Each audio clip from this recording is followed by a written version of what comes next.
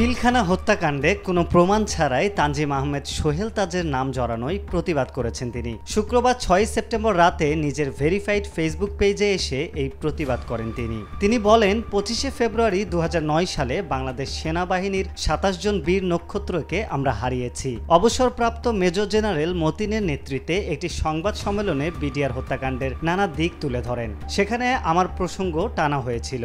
বিষয়টিতে আমি আশ্চর্য হয়েছি। এ সময় সোহেল তাজ ওই সংবাদ সম্মেলনের একটি ভিডিও ক্লিপ প্লে করেন, যেখানে মেজর মতিন এই হত্যাকাণ্ডে সোহেল তাজের সম্পৃক্ততার কথা বলেন।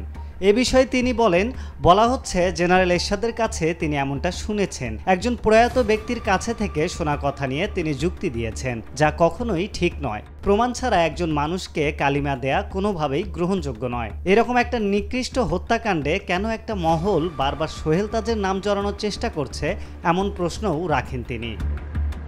সাবেক এই স্বরাষ্ট্র প্রতিমন্ত্রী বলেন, এই ঘটনায় আমার পরিবার এবং আমার ভাবমূর্তি ক্ষুণ্ণ হয়েছে। আমি ভয় পাই না, সত্যই আমার সবচেয়ে বড় ঢাল। আমি চাই আসল সত্যটা বের হয়ে আসুক। এ সময় এমনটা কেন বলা হয়েছে, এই কথার জবাব চান তিনি।